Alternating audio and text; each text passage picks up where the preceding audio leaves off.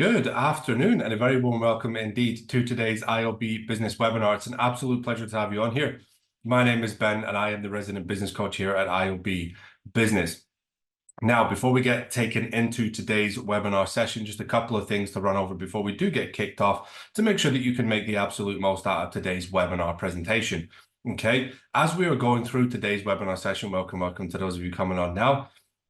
You are more than welcome to ask away with any questions that you may wish to ask. And in order to do so, we're going to give you a brief pause in between each of the three core topics today to make sure that you are getting time to jot down any notes that you might wish to catch up on, or indeed fire away with any questions that you might wish to ask as well. All right. Now, whilst we are waiting for everybody to join us, let's go ahead and get the camera switched off. So you shouldn't be able to see my face anymore, but you should still be able to hear my voice. And in just a moment's time, you're going to see the presentation that we have for you today up on screen there as well. Okay. So you should be able now to see secrets of the digital marketing world up on the screen, and you should be able to hear my voice, but you should no longer be able to see my face on the camera. So if you could just do me a quick favor, please, and let me know that you can hear my voice okay, and that you can see the presentation up on screen okay, and then I will know that we are ready to get started and ready to rock. Fantastic. Loud and clear. Excellent. Okay, perfect. Thank you very much for that. So looks like we are ready to get going then. Now, secrets of the digital marketing world. Let's get ourselves started. So your presenter today is myself. My name is Ben, and I am a business coach. I specialize in working with small businesses, just like many of you on here, to help them grow, to help them achieve stability, to help them flourish as businesses. It's a genuine pleasure to be on here and something that I very much enjoy getting to do on a regular basis. Now, let's talk about the three discussion points that we have up for you today. Number one, we're going to talk about the art of selling a story, okay? The art of telling a story, sorry. So this is something that we're going to very much focus on as we go throughout today's session. It's a very, very big deal when it comes to understanding how a digital agency runs, okay? Now, number two, leveraging social media, okay? It's a very, very big one, something that isn't done commonly enough by businesses. And it might sound cliche, but it's absolutely something that you can benefit from long term, okay? And number three, measuring success in every metric, all right? So let's talk about these three items, beginning with number one, the art of telling a story, okay? Number one, identifying your crowd, right? Now, your crowd will be a specific target audience and their interests, okay? Now, what we have to establish here is that every single digital agency will offer a different story. It'll offer a different way of doing things. It'll offer a different type of leadership, okay? Now, in order to make sure that we're making the absolute most out of being able to tell our story, being able to market ourselves as a digital agency, we have to be able to identify our crowd, all right? So think about who your crowd might be. Now, if you're struggling just a little bit, we can get more specific. We can say that, well, it's a target audience and they'll have certain interests. Okay, so if you're unfamiliar with what a target audience is, it's essentially a group of people or a group of businesses that you feel would benefit from your product or services the most. Okay, now there's many, many different ways to describe a target audience, but this is the one that I've always found to be most clear and most sort of straightforward in executing when it comes to a marketing plan, right? So they'll have specific interests, they'll have specific things they want to hear about, talk about. So let's say specifically, if you are working with holiday accommodation owners and they wanted to get more bookings for their properties, all right? Now, in this instance, you might think, okay, well, I'm going to talk about then how I can do this for them, how they can get more people and more properties, et cetera, et cetera, et cetera, okay? So it's a specific target audience and their interests. Now, let's talk about diversifying your content formats, okay? Something that is very, very important for you to be able to focus on, for you to be able to manage the way that you post content, all right? The way you tell your story. So number one is blogs, okay? If you're familiar with blogging and you're a talented natural writer, then it's something that could really, really be a benefit to you because it helps massively with the SEO. It helps massively. Well, SEO, sorry, is search engine optimization. And if you have correct keywords on here, things that can help people find your website and help you get found really on any kind of search engine that they might be searching you for. Okay. And if a blog is well placed and well written, it can really do well in providing benefit and driving people towards what you want them to look at. Okay. But it also, of course, has the benefit, the massive benefit of telling a story about your brand, telling a story about what you do, telling a story about what the business does. And all of these things are extraordinarily beneficial when it comes to really understanding how your business operates and putting that forward to a potential target audience and really covering some of the interests that they might have. Okay. Now, number two, we're going to talk about videos.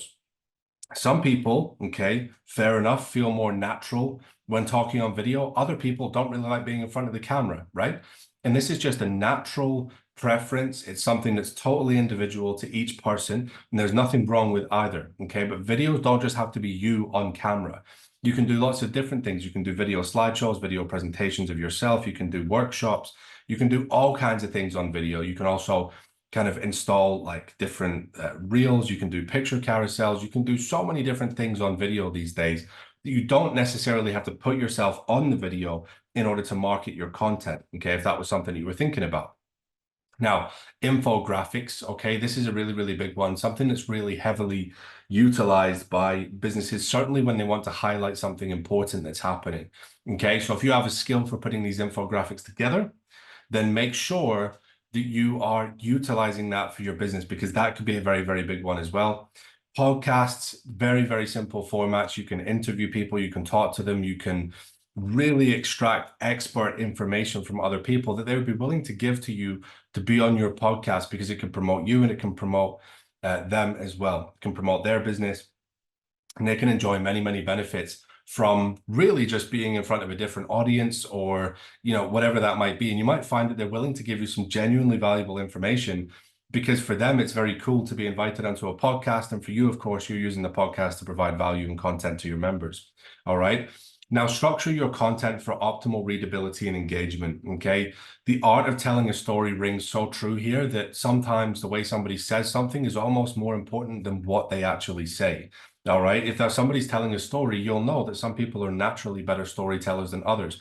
And you'll find yourself glued to the attention of certain people when they're telling stories, and other people you might not feel so interested in, certainly because of the way that they're making the story come across. They could be boring, or they could be taking a long time to get to the point.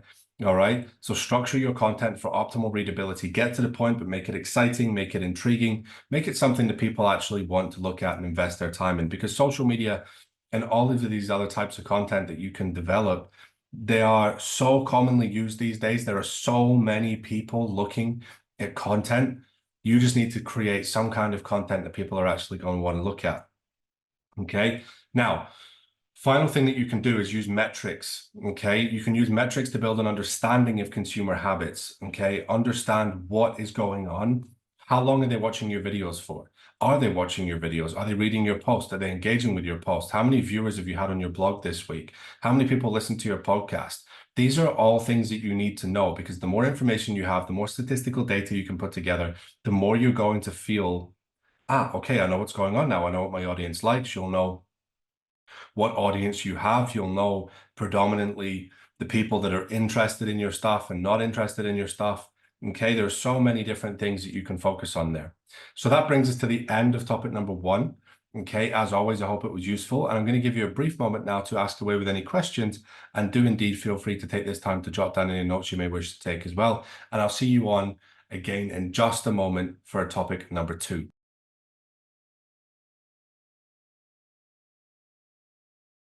All right, excellent. So let's get ourselves started then with topic number two, leveraging social media.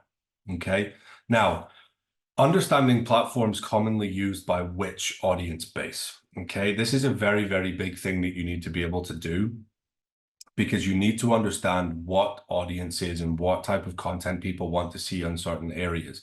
All right. So let's take Facebook, for example. Okay. Typically, people are going to be on Facebook to be involved in communities, be involved in groups that focus on specific things. All right. Now, people, of course, have friends on Facebook. They spend time on their news feed. They spend time looking at what their friends and family members are up to, but they also use it to be part of certain communities that focus on certain things. So say that there was a community for running a really, really, really successful website. And all that community spoke about was how to run the best possible website that you could. It has SEO tips. It has tips for, user experience, tips on how to design it better, all of these different things that make a website fantastic. There could be communities focusing on that. All right. So when you look at platforms, you've got to think about different benefits that each one offers, because they're not really all the same in any way whatsoever.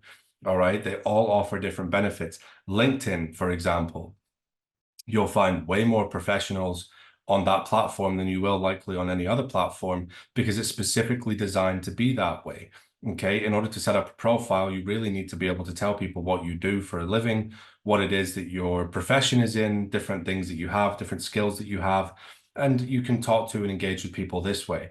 Okay, so that's just two examples of many different ways in which platforms can be used and by which audience base they're being used by.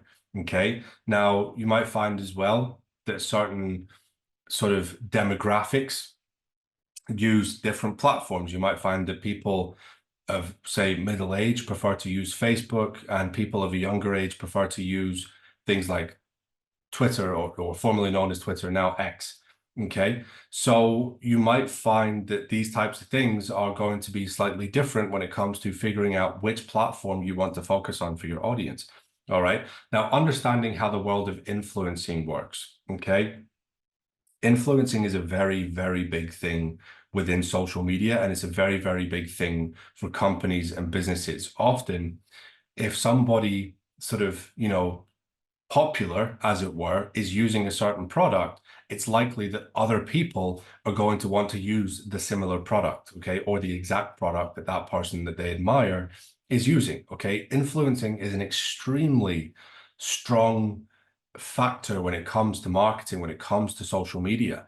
Okay, so if you can think of any way that somebody that you might know, or somebody that you might follow, or somebody that you might admire could talk about or express the power and the success of what you do, then it could be a very, very big thing. And you can also apply this to things like podcasts. Okay, if you get the opportunity to go onto a very influential podcast where people listen very, very intently to the podcast host and take a lot of their advice, if that podcast host then recommends you for something, you might find an influx of referrals coming your way. Okay, the world of influencing is very, very strong. The more people you know, the more people you can be an influencer to, and also benefit from other people being influenced to work with you as well. Okay, it's a very, very big thing. So make sure that people are recommending you, make sure people are talking about you, make sure people are benefiting from your services. As many people as physically possible talking about you, the better. Okay, analyzing your competitors across social media platforms. Okay, so you should always be able to look and see what your competitors are up to, because a lot of them will have social media profiles on different platforms. Okay, you've got Facebook, you've got LinkedIn, you've got Twitter, you've got all these different platforms.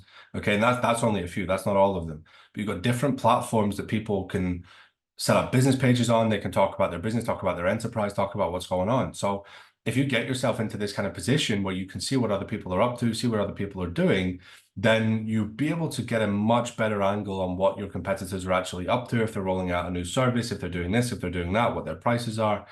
Okay, how many people they speak to, how many people follow them, all these kinds of different things. Okay, now some of it you might want to emulate. You should never copy, but you can be inspired by what it is that they're doing and see if you might want to create something similar for yourself, or enjoy any kind of benefits that they might be enjoying. Okay, it's a very, very cool way to do it. Now, using your ingenuity to create attention-grabbing content is something that's very, very important in the world of social media, okay? Because it is so popular, so many people are competing for attention of an audience, right? So something that you create nowadays has to be attention-grabbing. It has to be worthwhile. Like I was saying earlier in topic number one, you have to create something that people want to listen to. You have to create something that people want to actually watch, enjoy, absorb. And this is why knowing your audience is so incredibly important. Because let's say that you joined a surfing community on Facebook and you started posting about marketing for holiday lets. That is an extreme example, and it's almost funny because it highlights how you need to have the correct audience, okay? Surfers are not going to be interested, well, very unlikely anyway, about how somebody can get more people into their holiday let. All right. It's just not going to happen. So you have to find out who your audience is. And it might not always be the fact that your audience, that your product or service or whatever it is that you're speaking about isn't good, or it's not worthwhile, or it's not worth watching. It could just be that you're speaking to the wrong people. Okay. So try and find your audience as quickly as you can, because once you do find them, you're going to find a lot of people benefiting from and really encouraging your content to come out. All right. So that brings us to the end of topic number 2, leveraging social media. And I'll see you again in just a moment's time for topic number 3. All right, welcome back. Hopefully you had a chance to jot down some notes, and thank you for the questions that I have so far. I'll get to them at the end of today's session during the Q&A segment, okay? Now let's move on to topic number 3, the third and final topic of today's webinar, measuring success in every metric, okay? So every advertising campaign is fully tracked and analyzed. This must be a rule for you, for your business, for anything that you decide to run within advertising or marketing, or really in general, but particularly when it comes to advertising. It needs to be fully tracked and fully analyzed. All right, so that means that if you're looking for conversions, that conversion event needs to be tracked. You need to know how much you're spending, how many conversions you're getting for that spend, and therefore how much it's costing you per conversion, okay? Now you can get even more advanced than that, and you can say, well, look, there's lots of people clicking, but not enough people converting, okay? Now what that might mean is that your advert is great and lots of people are clicking on it, but your landing page or whatever it is that you're bringing them to after the advert isn't performing particularly well, right? So people are interested in what you're saying because they're clicking on the ad, okay? We're just reading and we're analyzing the data here. But for one reason or another, they're not downloading whatever it is you want them to download, or they're not subscribing to whatever it is you want them to subscribe to. There's a very good chance that the problem is not within the advert, it's not within the spend, it's not within any of that stuff. It's within the landing page, okay? And being able to analyze this data is how you'll be able to come to these kinds of conclusions. Because when these things are tracked, when you understand how much money you're spending, why you're spending it, where you're choosing to spend it, and if that's working for you, you can also then translate that data into analytics and say, right, well, let's take an even deeper dive, because we have so much information these days on these platforms that it really allows us a massive insight into what's going on. And we can use this to analyze data and get more for our money, okay? More conversions, more clicks, all of these wonderful things that can happen. Now, key performance indicators are kept up to date, okay? Now, this is measuring our success in every metric. This is what we're making sure we're doing. So number 1, we're making sure that every advertising campaign is fully tracked and analyzed. Number 2, we're looking at making sure our key performance indicators are kept up to date. They're edited, they're refined in order to maintain optimal statistical recording, okay? Now, KPIs, key performance indicators, are a massive way that countless businesses track what's going on with a lot of things within their business. But for the purpose of today's conversation, we're talking about using it for advertising. So I asked you in the previous point, track your data and analyze your data, but you might have been asking, well, Ben, that's fine, but how and where am I going to track this? You're going to track it in your KPIs. Okay, you're going to measure how much you're spending, how many clicks you're getting, how many conversions you're getting, how much you're spending in order to make that happen. All of these things. All right. Now, the reason that you have to keep them up to date is because without data, we become lost. Without data, we don't understand how well we're doing, or if something needs to be fixed, or if something is broken, or something can be improved. All of these things we're running out of, and knowledge is everything. Okay, in this industry and every other industry, we need to know what's going on. So having these key performance indicators kept up to date, it allows us to see what happened right up to the very last minute. Okay, now if we need to edit them because a metric isn't providing us with much information, or we feel that a different metric would make more sense. For example, if we were measuring how many impressions the advert had versus how many clicks it had, that might have been, less useful. That, we get rid of impressions and we start tracking clicks instead, okay? Because that's really what we want to know. Now, there's always ways of, figuring out what data makes the most sense for you to track. And that's something that you'll figure out as you go along, okay? Now, we make sure to refine this content. If we're tracking 15 metrics and we're like, actually, no, we don't need 15, and it takes ages to fill in every Friday. So we decide to reduce that from 15 to 5 because there's really only 5 key metrics that we actually need to follow, then do it. Okay. Doing these 3 things, it'll maintain optimal statistical recording. It'll make sure that you're doing everything you need to in a very optimal, clean, and efficient way. Now, something that isn't working is taken down and improved or binned. Okay. We measure success in every metric, which means ultimately we don't run something, or we don't keep running something that isn't working. We either take it down and we fix it, we improve it, we update it, we make it more successful, or if it's really not working, even after trying this, then we eventually just get rid of it. Okay. What you cannot do when it comes to spending your money on things like advertising is continually pour money into something that isn't working. Okay. You cannot do that. Granted, these things need time to test themselves. They need time to figure themselves out. But ultimately, you should not be running something that you're just pouring money into and it's not providing anything for you. Okay. And finally, your decisions going forward on what you're going to choose to do are based on the success of historical decisions.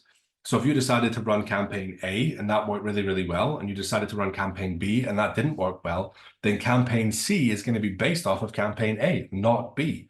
Okay. Why? Because A was significantly more successful than B. That's the most clear and straightforward, optimal way I can run through this strategy and explain the fact that we do not latch our money onto things that are not going to work well. Our decisions going forward are based on the success of our historical decisions. All right, so that brings us to the end of topic number 3 now. I hope that it was useful as always. I'm going to give another brief pause, another brief moment to jot down any final notes you may wish to take. And indeed, do feel free to ask any final questions. Just after this, we're going to do a recap, and then we are going to run through the Q&A session at the end of today's webinar. So I'll see you in just a moment's time. Fantastic. So let's move on to the recap of today's session then. Number 1, identify your crowd. Make sure it's the right people that you need that would enjoy your content. Number 2, figure out your social media platform. What works best for you, the type of content that you create. And finally, measure every metric, the good, the bad. You need to understand what's happening in every possible regard. And this is only possible if you're actually measuring what's going on. Okay, we always want to make sure that we're never making the mistake of tracking nothing and therefore understanding nothing long term. So as always, a massive thank you for taking the time to attend today's webinar session. It's been a genuine pleasure speaking with you today. If you'd like to talk to a member of our team, please do head over to iob-business.com/talk-to-us. And on here, you can go ahead and book a call at a time that suits you. So I'm going to leave this calendar up on screen for you there. All right. So you can go ahead and book a call if you would like to.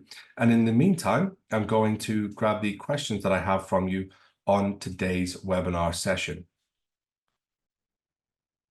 So question number 1, what if I don't have much historical data to go from?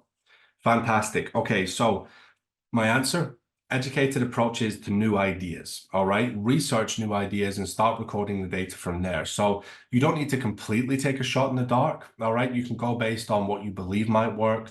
Maybe it's something that you've seen before, or maybe it's a suggestion that somebody who's having success in the field has made. You can go on this data and it's something that you could really take an educated guess in, but make sure to be cautious at first, be careful, make sure you're not spending crazy budgets, and just test and see what's going on, and then start recording your own data to see what works for you. Okay, hope that helps. Great question. Question number 2. I'm not sure how to write blogs. Awesome. Okay, cool. I'm sure a lot of people feel the same way. All right, so my answer here is focus on the inclusion of keywords and readability to begin with. All right, you'll improve as you go on. Your writing skills will enhance. But if you really need to focus on something, make sure you're using words that relate to your business or what it is that you're trying to talk about, and make sure that the readability is good. So make sure that whatever it is that you're saying makes sense and that people will enjoy reading it. Okay, think about something that you would enjoy reading. Think about something that other people would enjoy reading. See if you can establish that kind of blog content, and that should really, really help you. All right, another great question. Thank you for asking. Do we have any more questions on today's webinar session? No. Okay, fantastic. Well, as always, have a wonderful Wednesday, and I very much look forward to seeing you again on the next iOB business webinar. Take care and bye for now.